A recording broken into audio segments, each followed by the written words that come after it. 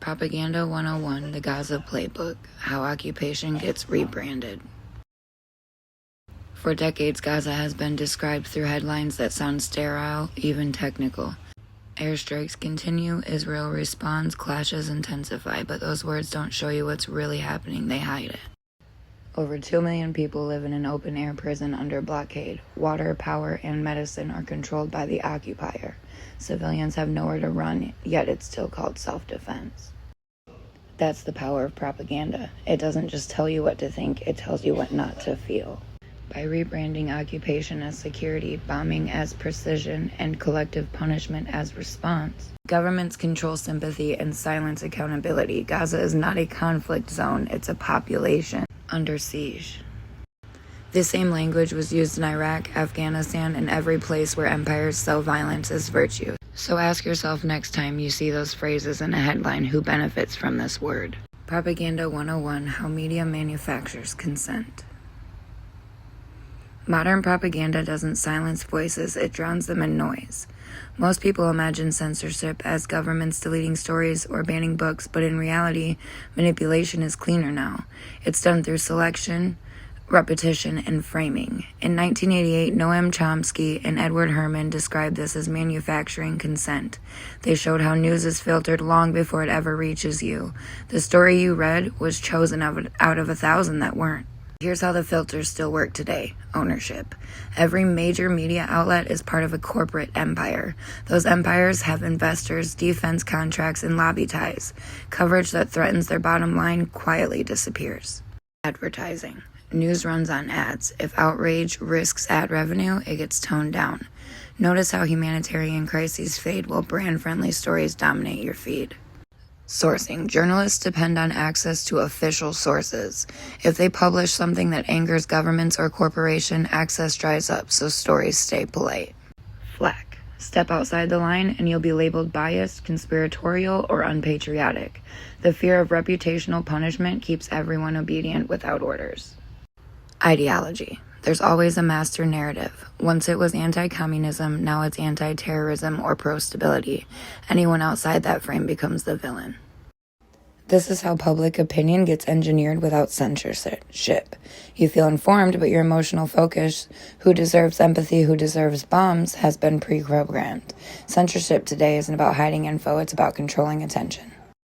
Once you learn to spot the filters, the illusion breaks. You'll start to notice which tragedies are headline news and which ones vanish overnight. That's not coincidence, it's manufacturing consent. Propaganda 101, The Victim-Villain Swap, How Propaganda Rewrites Morality. Propaganda doesn't erase truth, it reassigns guilt. It tells you who deserves compassion and who deserves punishment. The method is ancient. Trigger fear, flood emotion, and invert morality until aggression feels like justice. When a country bombs civilians, headlines say retaliation. When occupied people resist, they're called terrorists. When the powerful silence critics, it's protecting stability. That's the victim-villain swap, the emotional sleight of hand that keeps the public cheering for cruelty. The psychology behind it. Fear overrides empathy. Your brain seeks safety, not fairness. Repetition rewires emotion. The more you hear the frame, the more it feels like truth. Authority bias. When the credible source says it, you stop questioning. How to fight in real time. Slow your scroll. If a headline makes you angry or proud too fast, pause. That's conditioning. 2. Ask who has power. The side with tanks, air support, and media backing is rarely the victim. 3. Track verbs. Responds versus attacks, defends versus invades, language reveals allegiance. 4. Look for dehumanization. Any group described as animals, infestation, or threat is being prepared for violence. 5. Recenter the innocent. Ask what's happening to ordinary people, not just political leaders. 6. Stay emotionally literate. You can care deeply without being played. Propaganda can only invert morality. When you delegate your judgment, take it back. Propaganda 101, How to See Through It All, Building Your Propaganda Filter. We live in an age where information moves faster than thought. Propaganda isn't always lies, it's selective truth, repeated until emotion replaces analysis. The goal isn't to convince you, it's to exhaust you, to make you stop checking, to make you pick a side instead of a standard. But you can fight back. Here's how to build a propaganda filter that actually works in everyday life. Study the language. Propaganda starts with words that sound safe: security, reform, defense, freedom. When police violence is called a security measure, or when mass surveillance is sold as public safety, that's branding, not accuracy. Ask, if I swapped the vocabulary for plain speech, would it still sound noble? Trace the profit. Who paid for this message, directly or indirectly? That breaking news story about a miracle drug sponsored by the manufacturer. That foreign policy headline about protecting stability written by people who sell weapons to that region. Propaganda hides in budgets, not slogans. Follow the money trail. It's never neutral. Check the verbs. Language reveals loyalty. Notice who acts and who merely responds.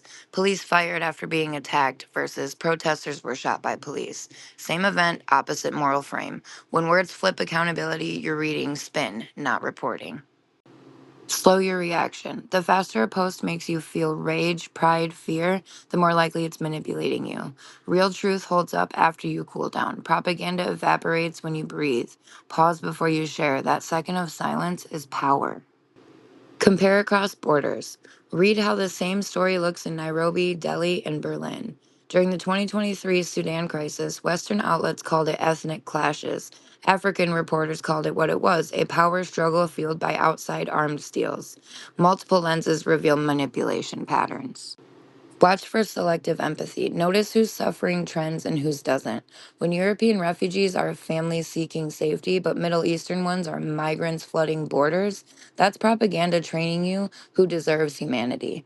Respect boredom. Outrage sells, nuance doesn't. If a topic feels too complex for TikTok speed, that's a sign it matters. Read the boring reports. That's where truth hides, in details that don't fit a headline. Remember, silence equals signal. If every outlet avoids a story, ask why. Power doesn't always scream, sometimes it just disappears what threatens it. Sudan, Congo, Yemen, still happening, barely mentioned. Keep empathy, not gullibility. The goal isn't cynicism, it's clarity. Feel deeply, but verify fiercely. Love humanity, not marketing. Teach others. Propaganda loses when awareness spreads. Show people how headlines manipulate emotion. Share links to primary sources, not just outrage. That's digital self defense. Every time you question a narrative instead of a neighbor, you weaken the machine. Truth doesn't need volume, it needs vigilance. Propaganda 101: Human Rights Theater, when empathy becomes a weapon. Every empire needs a moral excuse. In the 21st century, they stopped calling it conquest and started calling it humanitarian intervention. Protecting freedom, defending democracy, saving civilians. The words sound noble, but watch what follows them. Behind those phrases come drones, sanctions, and occupations disguised as aid. Propaganda doesn't just hide violence, it brands it. It sells war through the language of care. So how do you fight it? Follow the money. See who profits from humanitarian aid, arms contracts, and reconstruction deals. The trail never lies. Diversify your sources. Read news from the global south, local reporters, and independent human rights groups on the ground, not just Western press releases. Ask who's missing. Notice whose suffering gets prime time and whose doesn't. That pattern is power in motion. Hold on to your empathy, but anchor it to evidence. Feeling deeply and thinking critically aren't opposites. They're how you stay human in an age of manufactured feeling. Real human rights don't require a press release, they require truth. Propaganda 101, Digital Propaganda 2.0. The algorithm is the new ministry of truth. The most powerful propaganda machine in history fits in your pocket. You don't need a state censor when every scroll is an experiment in behavior prediction.